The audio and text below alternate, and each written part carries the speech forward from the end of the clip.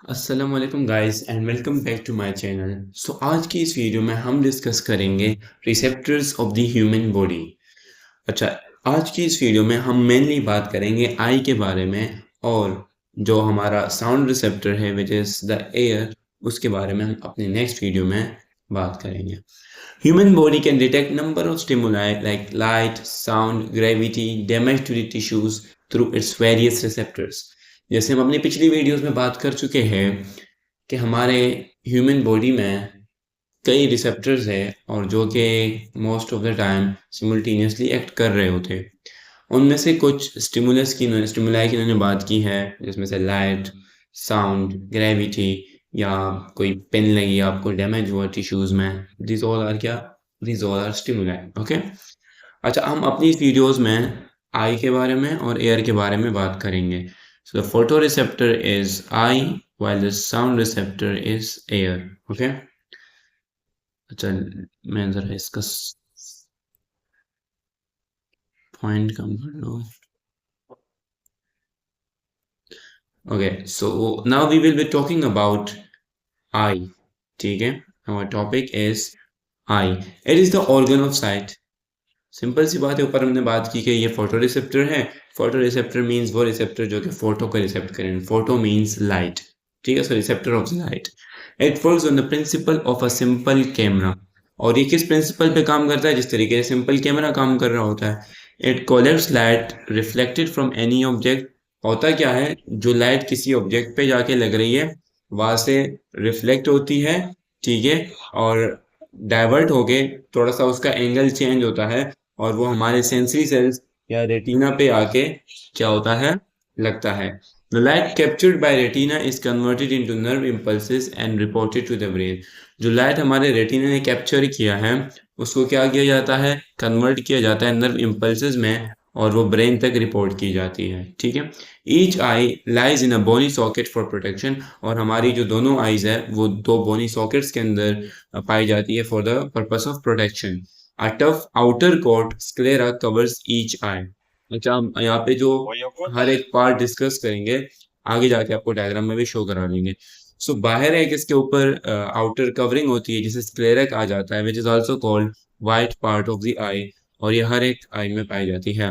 And front, front में आगे ये जो स्क्लेरा है ये ट्रांसपेरेंट हो जाता है, यानी वाइट कलर में नहीं रहता, ट्रांसपेरेंट हो जाता है। And is termed as cornea. और वो स्पेसिफिक पार्ट जो कि फ्रंट में है और ट्रांसपेरेंट है उसे क्या कहते हैं हम, कोर्निया कहते हैं। बिहाइंड इट, इसी के पीछे यानी कोर्निया के पीछे या स्क्लेरा के पीछे, lies a small chamber that is aqueous humor filled with watery fluid। aqueous humor क्यों कह रहे हैं? humor का मतलब होता है fluid और aqueous का मतलब water। तो वही है कि ये fill हुआ होता है किस चीज से, watery fluid से। ये हम जरा देख लेते हैं डायग्राम में, दिस इज द डायग्राम। और हमने बात की कॉर्निया की, so this is the cornea. ठीक है, ये जगह, this is the whole sclera. ये देख रहे हो, ये पूरा स्क्लेरा है। ठीक है, ये इसको पूरा कवर कर रहा है। ठीक है, और वाइट इन पार्ट वाइट होता है वैसे तो। और ये जगह जो है यहाँ पे आगे ट्रांसपेरेंट हो जाता है, इसको क्या कह रहे हैं, कॉर्निया कह रहे हैं। ठीक है, इसी के पीछे अगर हम देखें, so what we have, cornea के पीछे, अच्छा मैंने वहां पे कहा था कि स्क्लेरा या कॉर्निया के पीछे, स्क्लेरा के पीछे नहीं बल्कि कॉर्निया के पीछे। स्क्लेरा के पीछे तो हम विट्रस चेम्बर को या विट्रस ह्यूमर को लेते हैं।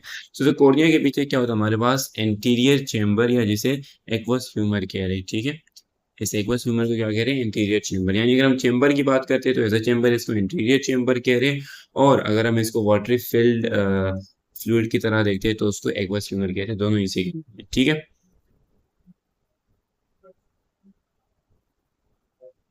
Now, it back lacks color part or iris with a central hole called pupil। अच्छा, फिर हमारे पास इसी के साथ क्या होता है, कलर पार्ट होता है। अभी तक हम बात कर रहे थे ट्रांसपेरेंट की या वाइट इन कलर पार्ट की। ठीक है, अभी हम बात करेंगे किस चीज़ की, कलर पार्ट की, जिसे आयरस कहते हैं। और आयरस का जो सेंट्रल होल है, सेंट्रल में जाके इसका एक होल होता है जिसे प्यूपिल कहा जाता है, वो ब्लैक इन कलर होता है। ठीक है, वो हमेशा ब्लैक ही होगा, द प्यूपिल अपेयर्स ब्लैकिश। देख लेते हैं डायग्राम में, लेजर डायग्राम। और हमारे पास जो है वो ये कॉर्निया है। ठीक है, इसी के पीछे हमारे पास ये रहा आइरिस। ठीक है, ये हमारे पास क्या है, दिस इज द आइरिस, और ये बीच में जो आपको नजर आ रहा है दिस इज प्यूपल, ठीक है, होल जो कि ब्लैक इन कलर होता है, ठीक है। यहाँ पे इस डायग्राम में नहीं शो किया गया but it is black in colour, अगले में आपको डायग्राम में show. Immediately behind the iris is a crystalline convex lens suspended by a ring of circular muscles known as ciliary body. अच्छा, ये जो ciliary body है ये दरअसल क्या है, मसल्स है, सर्कुलर मसल्स है, रिंग ऑफ सर्कुलर मसल्स। तो ये जो ciliary body है ये काफी इंपॉर्टेंट है और इनको हम आगे जाके डिस्कस करेंगे कि इनका काम क्या है दरअसल।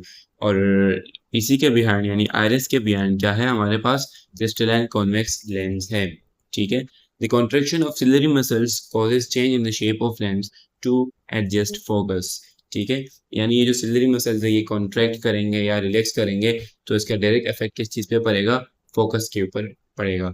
बिहाइंड द लेंस, लेंस के पीछे यानी कॉन्वेक्स लेंस के पीछे there is a main cavity of eyeball filled with a clear gel, और उसको क्या कह रहे, विट्रस ह्यूमर कह रहे। सो देख लेते जरा ये डायग्राम में, ये जो आप अभी हम बात कर रहे थे विट्रस चैम्बर की, या जिसे विट्रस ह्यूमर कह रहे थे, जो कि फिल्ड हुआ होता है फ्लूइड से, ठीक है, होल द कैविटी, ठीक है।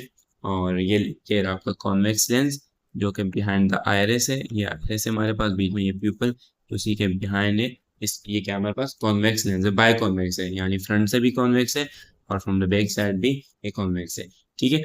और यहाँ पे अगर ये आपको ये जगह नजर आ रही होगी, so these are the muscles, ये ठीक है। यहाँ पे इस तरीके से सही डिटेल में शो नहीं किया गया, दरअसल ये सर्कुलर रिंग्स होती है मसल्स की। अगले डायग्राम में हम जब फोकस का टॉपिक पढ़ेंगे इसी वीडियो में, उसमें जरूर आपको शो करया जाएगा, ठीक है। So now the innermost layer of eye is retina on which the image is formed by cornea and lens. यानी मेन फंक्शन कौन शो कर रहा है, cornea, ठीक है, जो कि हमने बात की क्या है, the ट्रांसपेरेंट वन और फ्रंट रीजन ऑफ स्क्लेरा, ठीक है। और दूसरा जो कॉन्वेक्स लेंस है ये दो काम करते हैं मेनली, बाकी तो पूरा आई ही काम कर रहा है, लेकिन ये दो काम करते हैं इमेज को प्रोड्यूस करने में, कहाँ पर, रेटिना पर। रेटिना वो जगह है कि जहाँ पर इमेज प्रोड्यूस होगा। It has sensory cells, rods and cones, और रेटिना के ऊपर ही क्या होते हैं, सेंसरी सेल्स होते हैं, दरअसल न्यूरॉन्स होते हैं जिन्हें हम रोड्स एंड कोन्स कहते हैं, विच अपॉन स्टिमुलेशन, और जब उनको कोई इमेज मिलती है या उनको फोटो मिलती है यानी लाइट मिलती है, तो वो क्या करते हैं, इन लाइट सिग्नल्स को कन्वर्ट करते हैं नर्व इम्पल्सेस में, और फिर क्या करते हैं, उनको रिपोर्ट करते हैं ब्रेन की तरफ। Now there is a small topic known as pupil reflex. अच्छा, उससे पहले हम रेटिना देख लेते हैं कि रेटिना है कहाँ पे, उसकी लोकेशन क्या है, ठीक है। सो दिस इज द रेटिना, ये आपको नजर आ रहा होगा, ये क्या है, रेटिना, ठीक है। This all is the retina, retina के पीछे एक कोरोइड, और ये आपको नजर आ रहा होगा, ये फोविया, इनसे आपका कोई लेना देना नहीं है, ये आपके लेवल पे नहीं है। बट यहाँ पे ऑप्टिक नर्व्स होती है जो कि लाइट को कन्वर्ट करती है न्यूरोनल सिग्नल्स में, और वो आगे जाके रिपोर्ट की जाती है ब्रेन में, ठीक है। सो ये वो जगह है जहाँ पे इमेज फॉर्म की जाती है। मैं ज़रा इस जगह को साफ कर दूँ ताकि आपको एक छोटी सी चीज़ समझा सके। होता क्या है, फॉर एग्जांपल हमारे पास यहाँ पे ये कोई इमेज है पौधे की, ठीक है।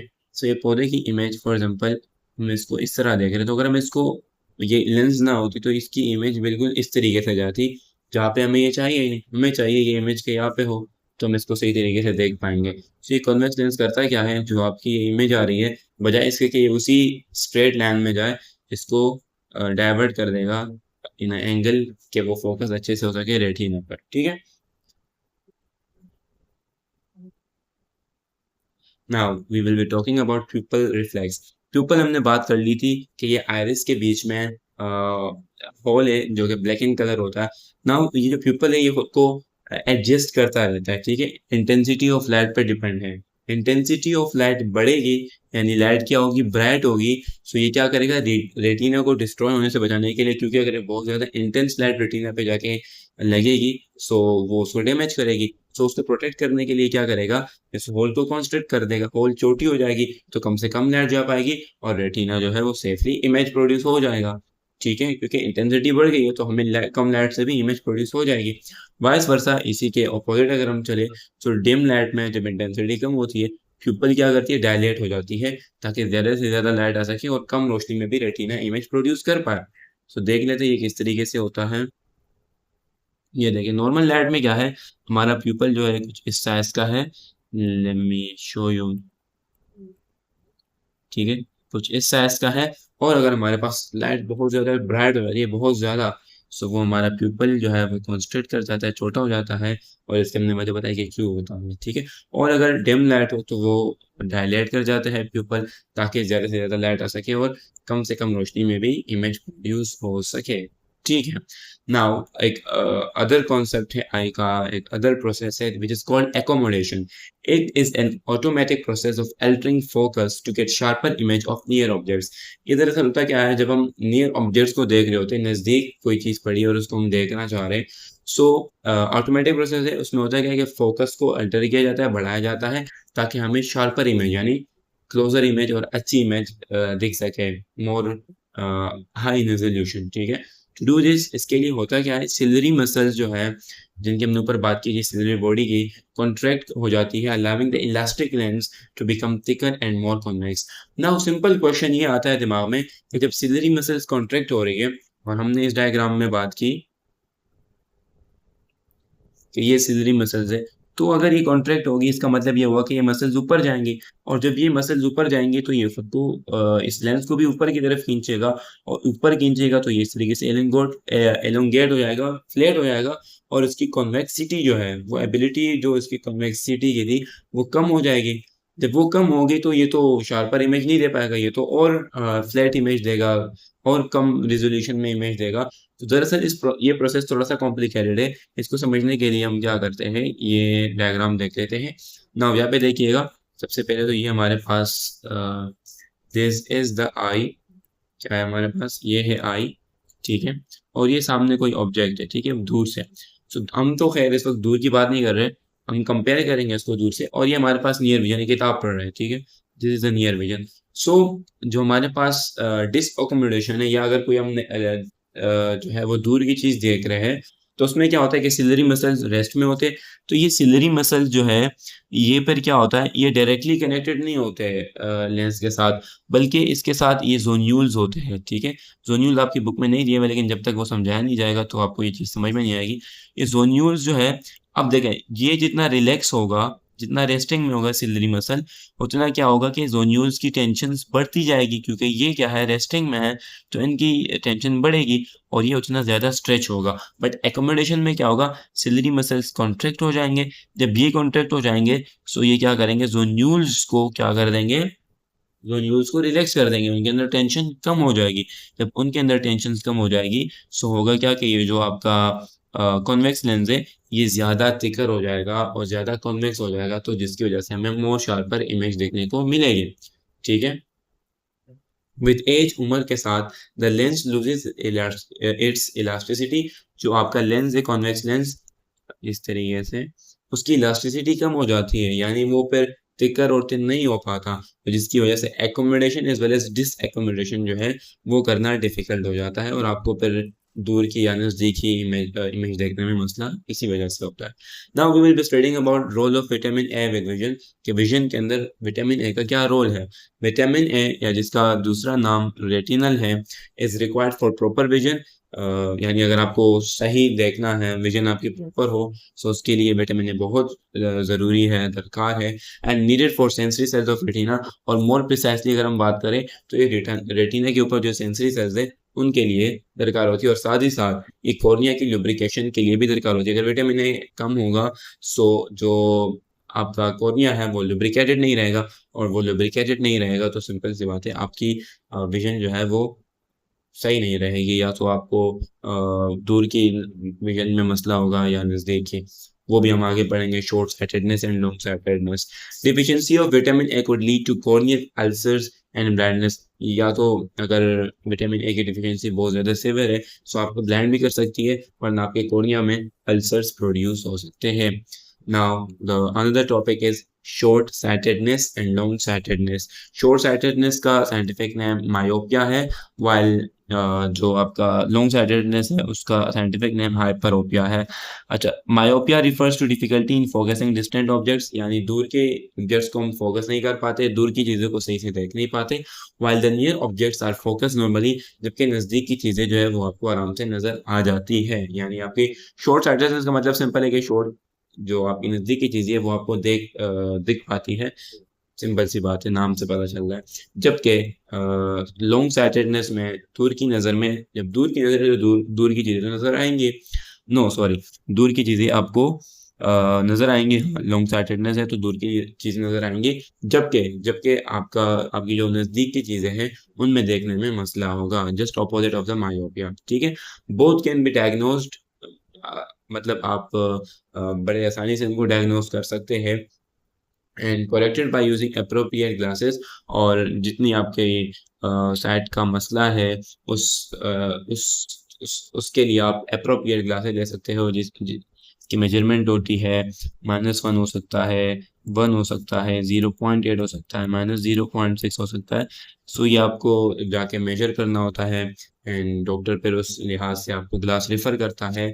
और आप जब वो ग्लास या कॉन्टेक्ट लेंसेज, जो कि दूसरी ऑप्शन है आपके पास, अगर आप ग्लासेस से तंग होते हो तो आप डायरेक्ट लेंसेज भी लगा सकते हो, जो आपका साइट का मसला हल कर सकते हैं।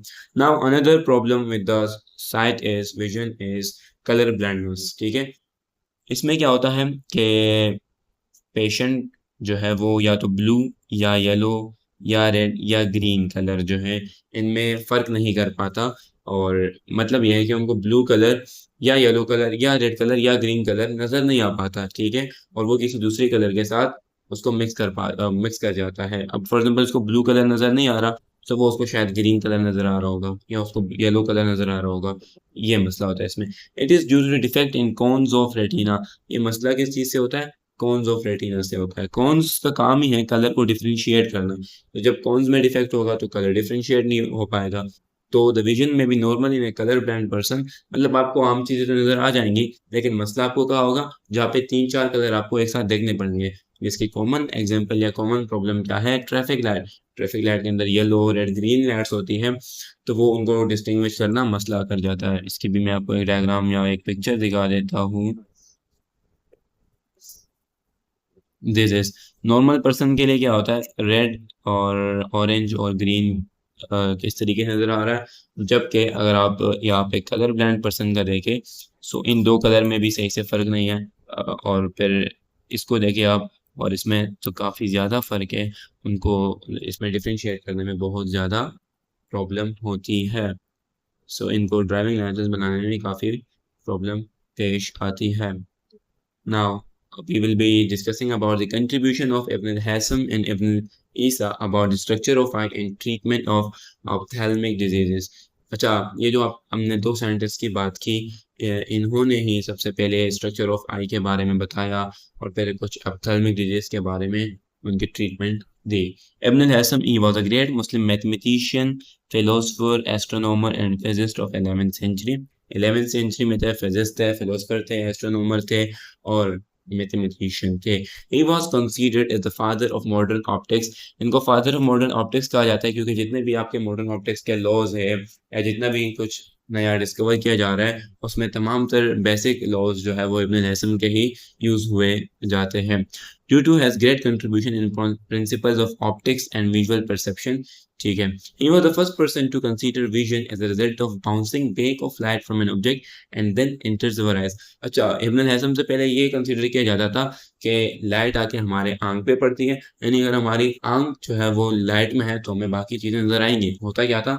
पहले ये समझा जाता था कि आँख के ऊपर लाइट लगेगी, रिफ्लेक्ट होगी, जाएगी, ऑब्जेक्ट के ऊपर लगेगी तो हमें नज़र आएगा। लेकिन इसके बाद इब्न हैज़म ने बताया कि नहीं, ऐसा नहीं होता, बल्कि जिस ऑब्जेक्ट को हम देख रहे हैं पहले लाइट वहाँ जाके रिफ्लेक्ट होगी और वहाँ से रिफ्लेक्ट होने के बाद हमारे आँख पे आएगी तो जाके हमें वो चीज़ विजुअलाइज़ होगी। As most important book on optics was Kitab al Manazir. Manazir means sights, ठीक है? ठीक है? So kitab means book, so it was a book for this, okay? Ali ibn Isa, he was one of the most important Muslim ophthalmologist of medieval times.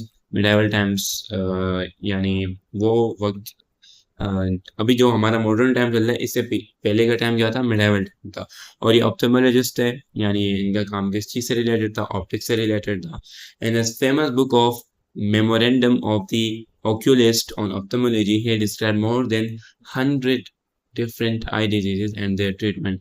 इसने एक 100 से ज़्यादा different eye diseases और उनके ट्रीटमेंट के बारे में discussion की थी। So these were the two Muslim scientist, और we can call them ophthalmologist, जिन्होंने साइट में, विजन में, आई में और ऑप्टिक्स में काफ़ी कुछ पेश किया। So do subscribe my channel, like the video, and if you have any question regarding the topic, you can ask in the comments below. Thanks for watching my video.